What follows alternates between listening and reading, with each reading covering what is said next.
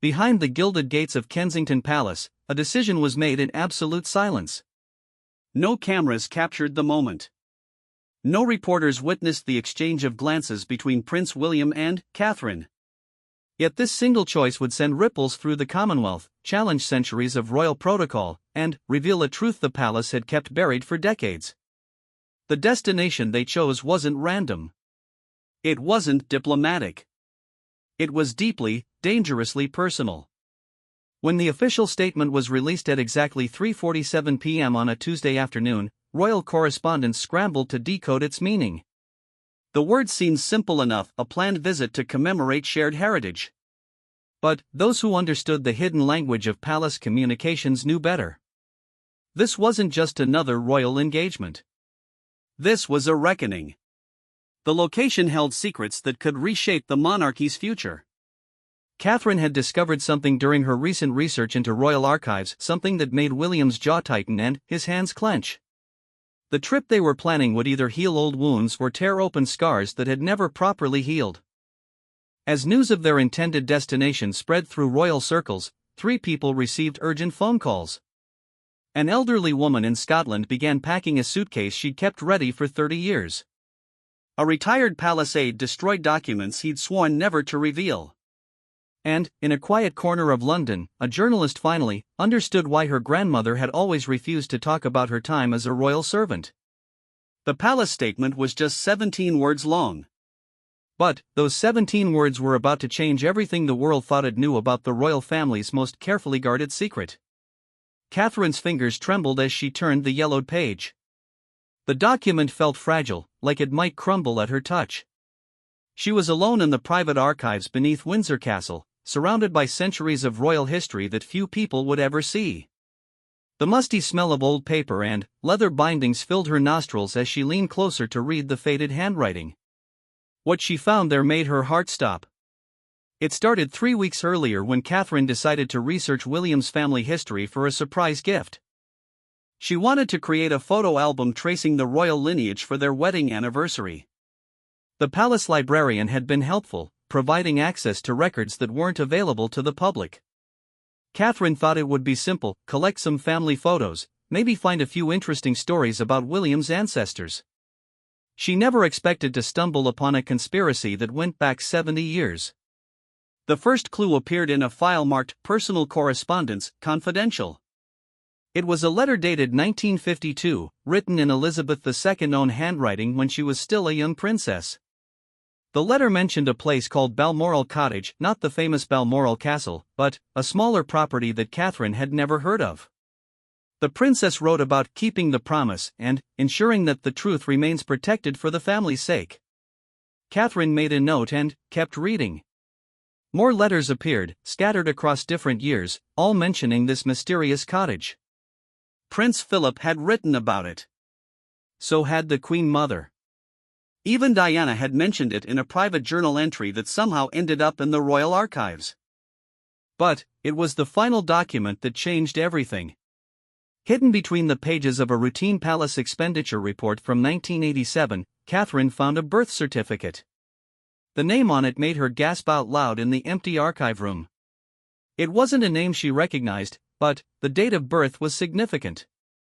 9 months after a royal visit to Scotland that had never been officially recorded. The father's name was left blank. Catherine's hands shook as she photographed the document with her phone. She knew she shouldn't, but something told her this might be her only chance to capture this evidence. As she snapped the picture, she heard footsteps echoing in the corridor outside. Quickly, she closed the file and pretended to be reading about Queen Victoria's correspondence. The elderly archivist, Mr. Henderson, peered around the corner. "Finding everything you need, Your Royal Highness?" he asked, but his eyes seemed worried. "Yes, thank you," Catherine replied, trying to keep her voice steady. "Just looking through some family photos." Mr. Henderson nodded, but he lingered for a moment longer than necessary before disappearing back down the hallway. Catherine waited until his footsteps faded completely before pulling out her phone again. She scrolled through the photos she'd taken, zooming in on the crucial details. The birth certificate showed a child born in Aberdeen, Scotland, in 1953.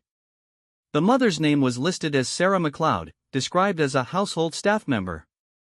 But it was the notation at the bottom of the certificate that made Catherine's blood run cold: paternal acknowledgement pending royal discretion. This wasn't just any royal scandal. This was evidence of a secret child, born to a member of the royal family and hidden away for decades. Catherine spent the next week researching Sarah MacLeod. She used her access to royal records carefully, never staying too long in the archives, never asking too many questions. What she discovered painted a picture of a young woman who had worked at Balmoral Castle in the early 1950s. Sarah had been a maid, barely 20 years old, known for her beauty and discretion. The record showed that Sarah had left royal service suddenly, in early 1952. There was a generous severance payment, unusually generous for a maid who had worked there less than 2 years. The payment came directly from the Queen's private funds, not the official palace accounts. Sarah MacLeod had disappeared from royal records after that, but Catherine found traces of her in public documents. She had moved to a cottage in the Scottish Highlands, the same cottage mentioned in those mysterious letters. She had raised her child there, alone, never marrying, never speaking publicly about her time in royal service. The child's name was James MacLeod. Catherine's research revealed that James had grown up in Scotland, attended university on what appeared to be anonymous scholarships, and become a successful architect. He had designed several buildings for historic preservation societies, including some that had royal patronage. But he had never publicly acknowledged any connection to the royal family. The most shocking discovery came when Catherine found a recent photograph of James MacLeod at a charity event. The resemblance was unmistakable. He had the same eyes, the same jawline, the same way of tilting his head that she had seen in dozens of official portraits hanging in palace corridors. James MacLeod looked exactly like Prince Philip had at the same age. Catherine realized she was looking at evidence of Prince Philip's secret son, William's half-uncle, a man who had been hidden from the world for 70 years. The cottage where James still lived with his elderly mother Sarah was the same cottage mentioned in all those letters.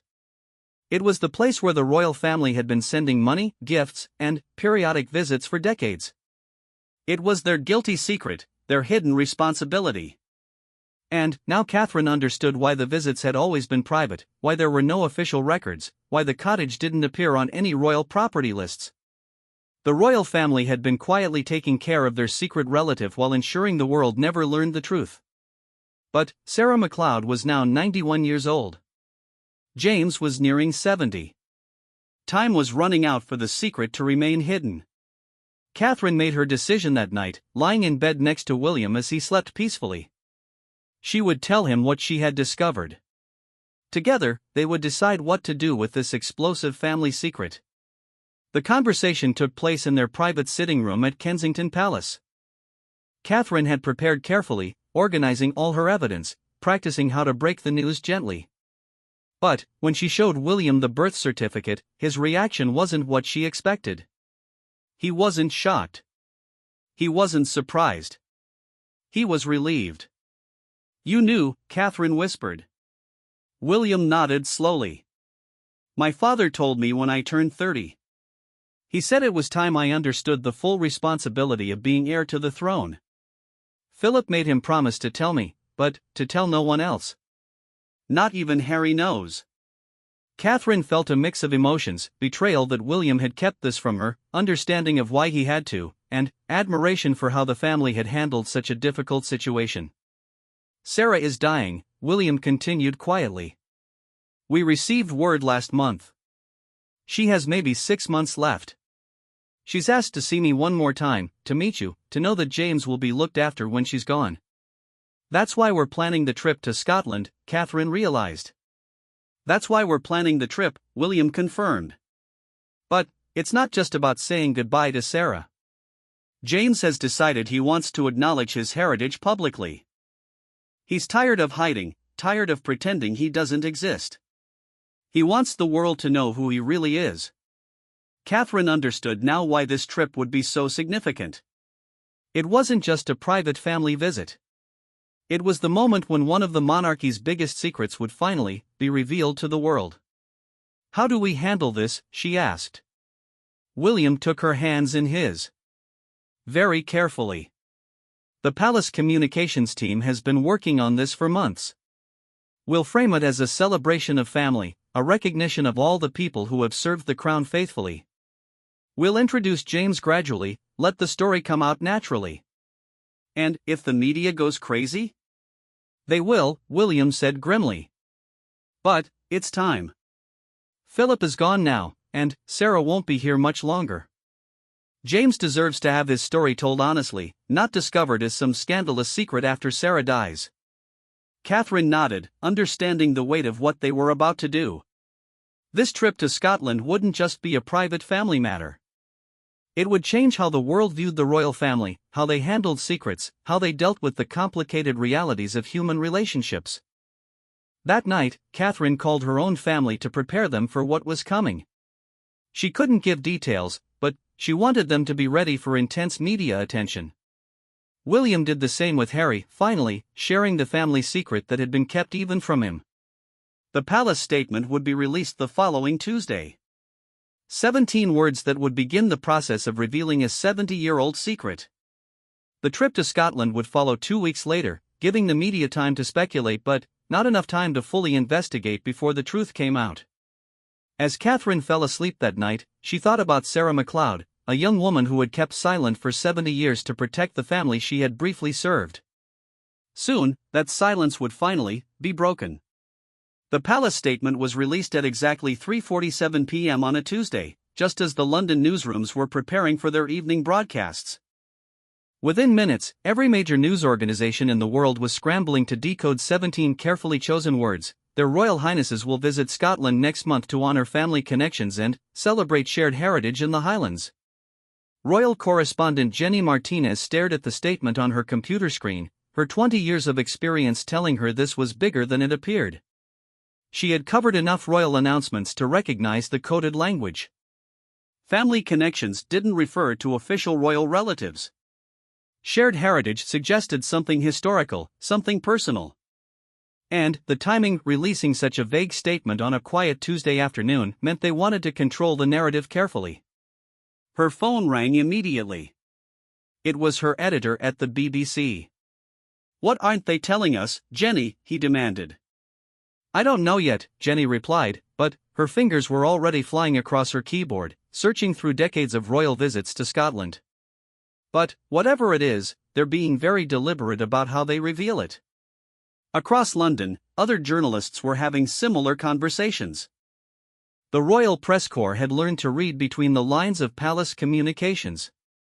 This statement felt different, weighted with significance that hadn't been spelled out.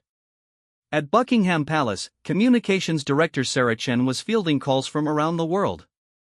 She had anticipated the media frenzy, but the intensity still surprised her. Everyone wanted details about the Scottish trip that she couldn't yet provide. "We'll have more information as the visit approaches," she told caller after caller, sticking to the approved script. But, inside, she was nervous. This wasn't like announcing a normal royal engagement. This was the beginning of revealing a secret that could reshape public understanding of the monarchy. Meanwhile, in a cottage nestled in the Scottish Highlands, 91-year-old Sarah MacLeod was having the conversation she had been dreading for 70 years. The palace called today, she told her son James, who was sitting beside her bed, holding her frail hand. "They're coming next month. William and Catherine both." James MacLeod, now 69 years old with silver hair and the unmistakable bearing of his royal heritage, felt his heart racing. "Are you ready for this, Mum?" Sarah's eyes, still sharp despite her age, met his. "I've been ready since 1952, love. It's you I'm worried about. Once this comes out, your life will never be the same." James had spent his entire life knowing who his father was but never being able to acknowledge it publicly. As a child, he had received anonymous gifts on his birthday, expensive toys that arrived with no return address. As a teenager, his university fees had been mysteriously covered by a scholarship that seemed to have no official sponsor. As an adult, his architectural firm had received commissions for historic preservation projects that came with unusually generous budgets. He had always known these gifts came from his royal family, his father's way of providing without acknowledging. But the secrecy had taken its toll. "I'm tired of hiding," James said quietly. I'm tired of pretending I don't know who I am. If the world is going to learn the truth anyway, I want to be part of telling it. Sarah squeezed his hand. Your father would be proud of the man you've become. He wanted to acknowledge you publicly so many times, but the circumstances never seemed right. First there was the scandal it would cause for the young queen, then there was Diana and the children to consider, then there was always something, James finished. I understand, Mum. I've never blamed him. But I have a family now too. My grandchildren deserve to know their heritage. It was true. James had married late in life and had 2 daughters who were now adults with children of their own. They knew their grandfather had been someone important, but they had never been told the full truth. Soon, they would discover their great-grandfather was Prince Philip, Duke of Edinburgh. Back in London, the media investigation was intensifying. Jenny Martinez had spent 3 days going through every royal visit to Scotland in the past decade, looking for clues. What she found was a pattern of private, unannounced trips that never appeared in the court circular, the official record of royal engagements. William had made these mysterious Scottish trips twice a year for the past 10 years, always alone, always without fanfare. The trips usually lasted just 1 day, with his helicopter landing at a private airfield near Inverness before he disappeared into the Highlands. There's someone up there he visits regularly, Jenny told her editor during their morning meeting. Someone important enough to warrant personal visits from the future King of England, but not important enough to acknowledge publicly. Her editor leaned back in his chair, thinking. Family connections, he repeated, quoting the palace statement. What if it's literal? What if there's a family member we don't know about? Jenny felt her pulse quicken. In her 20 years covering the royals, she had heard whispers, rumors that never quite developed into stories. Tales of royal staff members who had received unusual severance payments, of children born to palace employees who resembled royal family members, of cottages in Scotland that received regular maintenance from companies with royal warrants.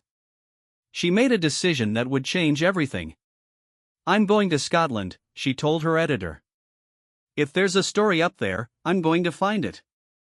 3 days later, Jenny Martinez was driving through the Scottish Highlands with a photographer, following the same route that William's helicopter typically took during his private visits. She had narrowed down the location to a small village called Braemore, where locals had reported seeing royal protection officers during those mysterious visits. The cottage was easy to find once she knew where to look. It sat at the end of a winding lane, surrounded by carefully maintained gardens that seemed too perfect for such a remote location. A man was working in the garden, his silver hair catching the afternoon sunlight. When he looked up at the sound of her car, Jenny's heart stopped. Even from a distance, even at 69 years old, the resemblance was unmistakable. The man in the garden looked exactly like Prince Philip had in the official portraits from the 1950s. She parked the car and approached slowly, her journalist's instincts battling with her nervousness. This could be the story of her career, but she had to handle it carefully. Excuse me, she called out. I'm Jenny Martinez from the BBC. I'm researching royal connections to the Highlands for a documentary. The man, James MacLeod, though she didn't know his name yet, straightened up and studied her with intelligent eyes that she now recognized from countless royal photographs. Are you now, he said, his Scottish accent warm but cautious. And what brings you to our little corner of the world? Jenny decided to be direct.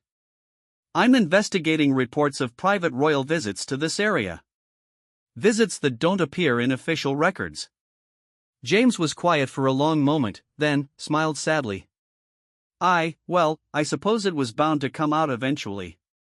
My mother's inside if you'd like to meet her. She's been expecting this conversation for 70 years. The interview that followed would become the most significant royal scoop of the decade. Sarah MacLeod, speaking publicly for the first time about her relationship with Prince Philip, told her story with dignity and without bitterness. He was a young man then, newly married, trying to find his place in a world that had very strict rules, she said, sitting in her comfortable parlor with James beside her. I was 20 years old, working as a maid at Balmoral. We never meant for it to happen, but sometimes the heart doesn't follow protocol. She spoke about discovering she was pregnant, about the impossible situation it created, about Philip's anguish over not being able to acknowledge his son publicly. He wanted to do right by us, Sarah continued. He made sure James was provided for, educated, given opportunities. But he also understood that acknowledging James publicly would have destroyed the monarchy at a time when it was still fragile, still rebuilding after the war. James spoke about growing up knowing his father was Prince Philip but never being able to claim that heritage. He talked about watching his half-brothers Charles and Andrew in the public eye while he remained hidden in Scotland. But there was no anger in his voice, only understanding. My father was trapped by circumstances beyond his control, James said. He did what he could within those constraints. I've had a good life, a successful career, a family I love. I can't complain about that. The most emotional moment came when Sarah revealed that Prince Philip had visited just months before his death in 2021. He was failing then, but he made the trip one last time, she said, tears in her eyes. He wanted to tell James personally that William knew the truth, that when I was gone, James wouldn't be forgotten. He said it was time for the family to stop hiding from its past. Jenny realized she was witnessing the end of one of the royal family's longest-kept secrets. This wasn't a scandal in the traditional sense, it was a story of love, loss, duty, and the complicated choices that come with extraordinary circumstances. As she prepared to leave that evening, James walked her to her car. Will you write this fairly? He asked. My mother deserves that much. Jenny nodded. I'll tell your story the way you've lived it, with dignity. 2 days later, Jenny's exclusive interview appeared on the BBC, accompanied by photographs of James that made his royal heritage undeniable. The story exploded across international media, but the tone was different from typical royal scandals. This wasn't about betrayal or hidden shame, it was about a family finally ready to acknowledge all of its members. The palace response came quickly. Rather than denying the story or trying to minimize it, they confirmed the essential facts and announced that James MacLeod would be officially recognized as a member of the extended royal family. The royal family acknowledges Mr. James MacLeod as the son of the late Prince Philip, Duke of Edinburgh, the statement read. His mother, Sarah MacLeod, served the royal household with distinction, and both she and James have remained dear to the family throughout the years. Their Royal Highnesses look forward to their upcoming visit to Scotland. The public reaction was overwhelmingly positive. Rather than being shocked by the revelation of a secret royal child, people were touched by the story of a young prince who had taken responsibility for his son even when he couldn't acknowledge him publicly. The narrative became one of family loyalty, of duty balanced with love, of secrets kept not from shame but from protection. James MacLeod found himself thrust into an international spotlight he had never sought. Reporters camped outside his cottage, photographers captured every trip to the local village, and genealogists traced his family tree with fascination. But, through it all, he maintained the same dignity his mother had shown throughout her 70 years of silence. The upcoming royal visit to Scotland had transformed from a private family moment into a historic occasion. When William and Catherine arrived in 2 weeks, they wouldn't just be meeting their secret relative, they would be participating in a moment when the royal family finally stepped fully into the light, acknowledging all the complicated truths of their past. As the media frenzy continued, Sarah MacLeod remained calm in her cottage, content that her long-held secret was finally in the open. She had protected her son and her royal lover for 7 decades. Now, in her final months, she could finally rest knowing that James would be acknowledged, accepted, and embraced by the family he had always belonged to but never been able to claim. The helicopter touched down on the carefully maintained lawn behind the cottage at exactly 2:30 p.m. on a crisp Scottish afternoon. William emerged first, followed by Catherine, both dressed casually but appropriately for the Highland weather. They had insisted on a private arrival, no media, no fanfare, just a family meeting that had been 70 years in the making. James MacLeod stood waiting by the cottage door, wearing his best suit and fighting nervous energy that surprised him. He was 69 years old, a successful architect who had met world leaders during his preservation work, but nothing had prepared him for this moment. Behind him, Sarah watched from her wheelchair by the window, too frail now to stand for long periods but determined to witness this historic reunion. As William approached, the resemblance between the two men became even more striking. They shared the same tall frame, the same way of carrying themselves with quiet confidence, the same expressions around their eyes when they were thinking deeply. This wasn't just a meeting between distant relatives, this was a brother greeting his long-lost half-uncle. "James," William said simply, extending his hand. "Your Royal Highness," James replied formally, but William pulled him into an embrace instead. "It's William," he said quietly. "We're family." Catherine watched the exchange with tears in her eyes, thinking about how different this was from the cold formality people expected from royal encounters. This was raw, emotional, human in a way that royal meetings rarely were. Inside the cottage, Sarah MacLeod was holding court from her chair by the fireplace, her mind still sharp despite her failing body. When Catherine knelt beside her chair, Sarah reached out with trembling hands to touch the younger woman's face. "So beautiful," Sarah whispered. "Philip would have loved you. He always said William would need someone strong beside him." Catherine felt the weight of those words. This woman had known Prince Philip in ways the world never would, not as the Duke of Edinburgh or the Queen's consort, but as a young man struggling with impossible choices. "Tell me about him," Catherine said softly. "Tell me about Philip when he was young." Sarah's eyes lit up with memories. "Oh, he was magnificent. Handsome, yes, but more than that, he was alive in a way that made everyone around him feel more alive too. He had this energy, this curiosity about everything. But he was also lonely, trapped in a role he was still learning to understand." She spoke about those few months in 1952 when she and Philip had found comfort in each other's company. It wasn't a grand romance or a passionate affair, it was two young people, both far from home, finding solace during a difficult time. "The Queen Mother didn't approve of the match initially," Sarah explained. "She thought Elizabeth was too young, that Philip was too foreign, too different." He felt that disapproval keenly. When he came to Balmoral, he was trying to prove himself worthy of the crown he was about to wear. William listened to these stories with fascination. He had known his grandfather as the established Duke of Edinburgh, the man who had been by the Queen's side for over 70 years. Hearing about Philip's uncertainty, his vulnerability, made him more human. "He never forgot you," William told Sarah. "Even at the end, he was worried about making sure you and James were taken care of." James joined the conversation, sharing his own memories of the secret visits from his father over the years.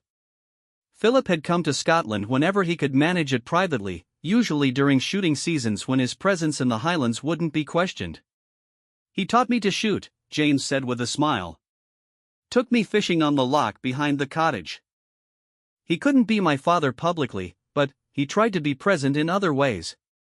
The afternoon passed with the sharing of photographs, letters, and memories that had been kept private for decades. Sarah showed Catherine pictures of young Philip that had never been published, candid shots of him laughing, working in the cottage garden, playing with infant James. "He was torn apart by not being able to acknowledge James," Sarah said. "But he also understood the consequences. In 1952, a royal scandal could have brought down the monarchy. It was still new, still fragile after the war." Catherine found herself moved by the dignity with which both Sarah and James had handled their situation. They could have demanded recognition, could have sold their story to the tabloids decades earlier, could have caused enormous damage to the royal family. Instead, they had chosen silence and loyalty. As the day continued, James introduced William and Catherine to his own family.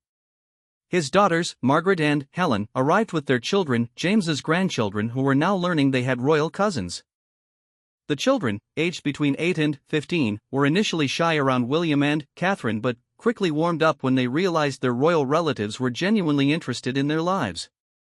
"This is what Philip would have wanted most," Sarah said, watching her great-grandchildren chatting easily with William about their school projects. "Family together, no pretense, just people who care about each other." The conversation turned to practical matters as the afternoon wore on.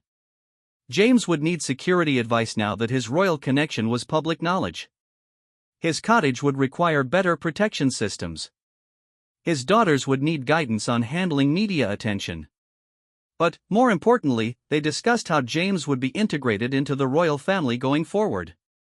He wouldn't take on official duties or receive a title, that would be too dramatic a change. But he would be acknowledged at family gatherings, included in private celebrations, welcomed into the fold that had always been his by birth but never by recognition. There will be a memorial service for Philip next year, William explained. We'd like you to be there officially, as family. James nodded, understanding the significance. After 70 years of being hidden, he would finally stand publicly as Prince Philip's son. The most emotional moment came when Sarah asked to speak privately with Catherine. William and James took the grandchildren outside to explore the grounds, leaving the two women alone. I won't be here much longer, Sarah said without preamble. The doctors say weeks, maybe a month or two. But I need to know that James will truly be accepted, not just tolerated. Catherine took the older woman's hands in hers. He's family, Sarah. That means something to us. It means something to me too, Sarah replied. I've spent 70 years protecting Philip's reputation, protecting the monarchy, protecting James from the scandal his existence might have caused. I need to know it was worth it. Catherine looked into Sarah's eyes, seeing the strength that had sustained this woman through 7 decades of secrecy. It was worth it. The monarchy Philip helped build, the stability he provided, that gave us the foundation we needed to handle this truth with dignity. You didn't just protect a secret, Sarah. You protected the future. As the afternoon turned to evening, the family gathered for dinner around Sarah's small dining table. It was cramped, informal, nothing like the state dinners or official royal meals that usually define William and Catherine's public life. But it felt more genuine than any official gathering they had ever attended. James raised a toast to his father's memory, to his mother's strength, and to the future of their newly acknowledged family bond. William responded by promising that this wouldn't be their last visit, that the family connections revealed today would continue to grow stronger. Philip always said that family was about more than bloodlines, William said. It was about loyalty, about being there for each other through difficulties. You've shown us what that really means. As they prepared to leave, Sarah asked for one final favor. She wanted William to take something back to London with him, a letter she had written but never sent to Philip years earlier. It was her attempt to explain to him why she had never asked for more, never demanded recognition for James, never resented the limitations placed on their relationship. I want his other family to understand, she said. I want Charles and Andrew and Edward to know that we never considered ourselves a threat or a scandal. We were just people who loved Philip and wanted what was best for him and for the crown. The letter, written in Sarah's careful handwriting on simple stationery, was a masterpiece of forgiveness and understanding. She wrote about watching Philip struggle with his duties, about seeing him torn between his personal desires and his royal obligations, about choosing to remain silent not from weakness but from strength. A secret kept for love is not the same as a secret kept from shame, the letter concluded. I kept this secret because I loved him enough to let him be the man history needed him to be. As the helicopter lifted off from the cottage grounds, carrying William and Catherine back to their official duties, both felt profoundly changed by the experience. They had witnessed something extraordinary, a family reunion that had been 7 decades in the making, handled with such grace and dignity that it transformed what could have been a scandal into a celebration of human resilience. The public reaction in the days that followed exceeded all expectations. Rather than being damaged by the revelation of Philip's secret son, the royal family's reputation was enhanced by how they handled the situation. The story became one of redemption, of secrets finally brought into the light, of a family choosing love over protocol. James MacLeod found himself reluctantly famous but handled the attention with the same quiet dignity his mother had shown throughout her life. He gave carefully considered interviews, always emphasizing his gratitude to his father and his respect for the difficult choices Philip had been forced to make. Sarah MacLeod lived to see her son's public acceptance by his royal family, dying peacefully 3 weeks after William and Catherine's visit. Her funeral was attended by members of the royal family for the first time, with William serving as one of the pallbearers alongside James's daughters. The cottage in the Scottish Highlands became a symbol of the human side of the monarchy, a place where love had existed outside the boundaries of protocol, where secrets had been kept not from shame but from loyalty, where a royal prince had tried to balance duty with personal responsibility. In the months that followed, James MacLeod gradually assumed his place as a quietly acknowledged member of the extended royal family. He attended private gatherings, provided advice on architectural preservation for royal properties, and became a bridge between the formal world of monarchy and the real world where most families live. The trip to Scotland that had begun as a revelation of hidden secrets ended up being something much more significant, a demonstration that the royal family could evolve, could acknowledge complex truths, could handle difficult histories with grace and humanity. When historians looked back on this period, they would note it as a turning point, the moment when the monarchy chose transparency over secrecy, inclusion over exclusion, and love over protocol. The 17 words of that initial palace statement had indeed changed everything, but in ways that strengthened rather than damaged the institution they were meant to protect. The cottage still stands in the Scottish Highlands, now maintained as a private family retreat where William and Catherine's children visit their Scottish relatives, where royal grandchildren learn that family is about much more than titles and protocol, and where the legacy of love overcoming impossible circumstances continues to inspire each new generation.